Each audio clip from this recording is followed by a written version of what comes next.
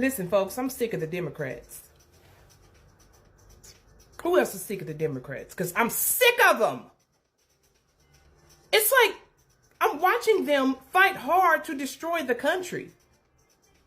Like, I watch reporters ask Chuck Schumer 10, 15 times to condemn what is happening against Tesla employees, Tesla drivers, who are Democrats. Democrats say Republicans regret voting for Trump.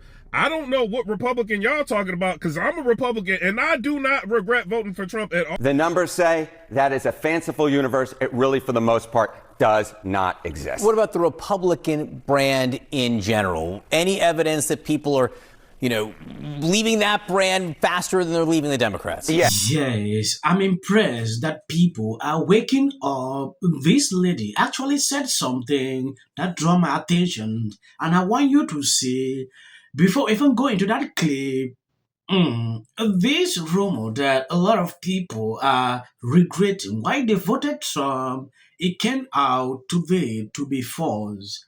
CNN did a whole segment about it. I'm going to show you all the videos so you can see exactly what is happening. Before we do that, if you've not subscribed to the channel, please endeavor to do that. If possible, share the video. Listen, folks, I'm sick of the Democrats. Who else is sick of the Democrats? Because I'm sick of them. It's like I'm watching them fight hard to destroy the country. Like, I watch reporters ask Chuck Schumer 10, 15 times to condemn what is happening against Tesla employees, Tesla drivers, who are Democrats.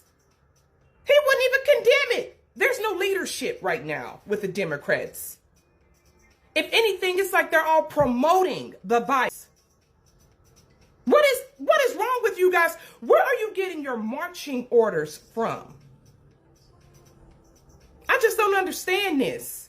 It's like you want to destroy this country. And I'm watching Jasmine Crockett say, the reason why you can't afford housing and the reason why groceries are high is because of the migrant situation. Because we need more migrants. What? And then, hold on. Here's one more thing I want to tell you, Democrats. I keep seeing y'all come across some, do you regret your vote? No, this is what we voted for. Matter of fact, we got prepared for it. We knew what Trump had to do. We knew there was going to be reform. We knew how bad the previous administrations jacked this government up so bad. We knew that it was going to be some growing pains with the restructure. But we're fine. Because what did Psalms say? I've never seen the righteous forsaken, nor his seed begging bread. Democrats, get it together. Get it together. You are ruining the country. 77 million people wanted Trump, and we want him to continue. We know he's doing a great job. We understand that things are going to happen. But you guys are causing problems, and you're in the way. Get out the way. You're in the way. Okay? You ever had somebody who was just always in the way? You in the way. Signed off an American. Go America. Called Operation Let Her Speak. Also, the other way I think you can think about it is that we are, perhaps we are in the downfall of the broken way. This was not built to last. Inequity, injustice is not built to last. It lasts a long time. It could last hundreds of years, but ultimately it crumbles into this, a small cohort of incompetent people that create damage. And from that, something new can spring. Meanwhile, Yes, this lady sees the truth. She understands exactly what is going on. Pouring out her frustration like this clearly shows you that people are waking up. This is not first case. I've seen a lot of videos like these, people expressing themselves, how they are observing what is happening. We have seen Democrats encouraging what is happening to Tesla. They don't condemn that. But every single day, they keep preaching to people, we are a party like this. very false. That notwithstanding, CNN did a segment today. They have developed the notions like Trump supporters are regretting why they voted for Trump. Totally false. CNN debunked this because they carry out a lot of polls, and what they found is totally different from what these people tell us every day. Nothing has changed. Trump is climbing there every single day because his base support what he is doing. Nobody is leaving.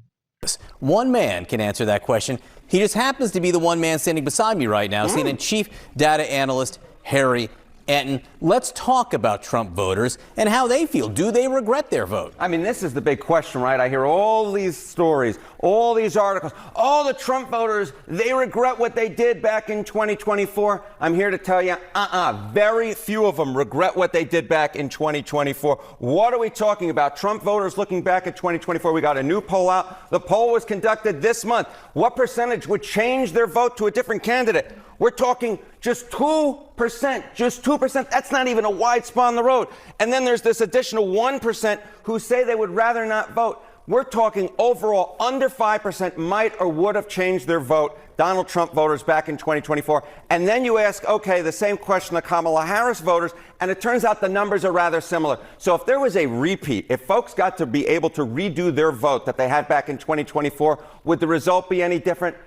I doubt it would be. I doubt it would be, or it would still be extremely close. The bottom line is, for all this talk of Trump voters regretting their vote, in the numbers, it really just doesn't show up, John. So the stickiness with Trump voters and President Trump in this presidency, how does it compare to his first presidency? Yeah, okay. So, I was interested in sort of a historical analogy here, sort of, does this look similar or different from back in 2017, looking at 2016? Well, in February of 2017, 4% of Trump voters say they'd shift their vote. That's actually slightly more than the 3% this time around. So, you look back, you say, okay, there's these Trump voters who really regret their vote. Historically speaking, they really don't regret their vote. And if anything, the number this time around is actually smaller than it was the first time around. And it's certainly smaller than the number we saw coming out of 2020, of course, after the events of January 6th. So the bottom line is this. If there's some idea out there that Trump voters are going around, man,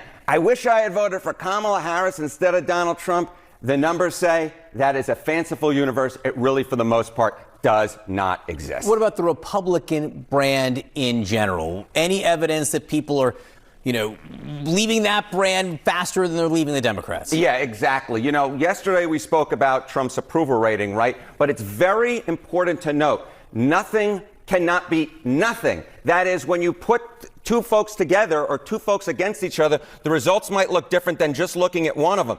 And on this particular measure, which I think is so important, because what we saw in 2024 was Republicans getting a rare lead on party identification. It was a 1-point lead, according to Gallup. Look at where it was in an average of Gallup polls so far this year, plus 2 points for Republicans. If anything, the Republican brand has actually perhaps gotten a smidgen stronger, though these are within the margin of error. Very different from 2017, when Democrats held a 5-point advantage. And I'll finally note, this looks very much like the generic ballot trend, which in 2025 looks an awful bit like November of 2024, when Republicans, of course, won and held the House. We will see if these trends continue, but they are very interesting at this moment. Harry Enten, thank you so much. Yes, if you ask me if I'm surprised by this, I would say no, because I don't see anything that Trump voters will say they regret why they voted for him. Yeah, I don't see it.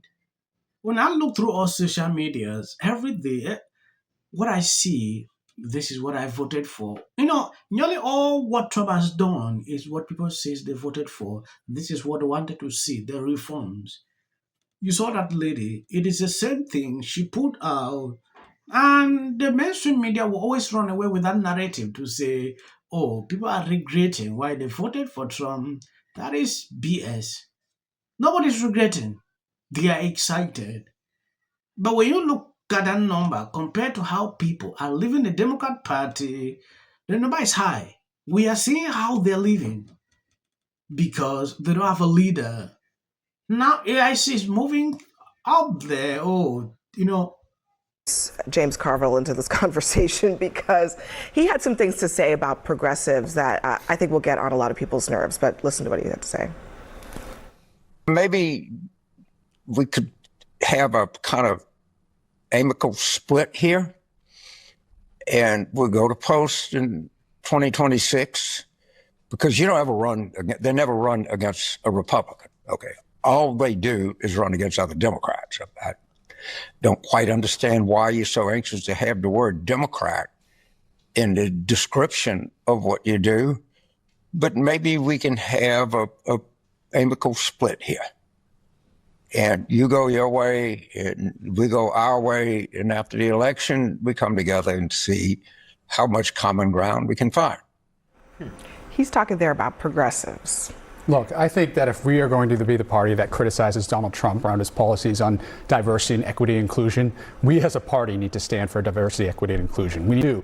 The Republican Party has a different thing. They have a retrospective view. Make America Great Again is a fundamental belief that the past was better than the future. To be honest, I don't think that comment's particularly helpful. I think there's a lot of soul searching to do, but to dunk on progressives when they are bringing so much energy right now in red states and blue states would be a huge mistake. With all due, let me just add to that, because I think you're so right on this. With all due respect, and I respect James Carville a lot, but I think he's dead wrong here, because the people who are not doing what they're supposed to be doing is the establishment wing of the Republican Party. They're not bringing the energy. God bless Chuck Schumer.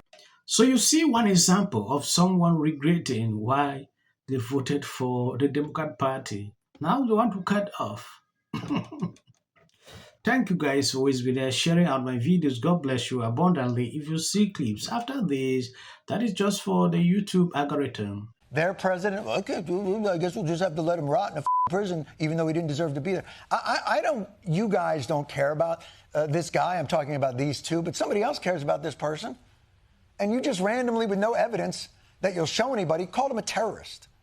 And one of the weirder parts about this is the only thing that seems to upset Trump about the entire situation is having to answer a perfectly reasonable question. I had dinner with President. Like, yes, the Supreme Court said Nazis could march in Skokie, Illinois, a town full of Holocaust survivors. I mean, that's the bar that we have. Generally called insider trading, and that would I know better than anybody. Forget about the economists who know better. Forget about people who know history.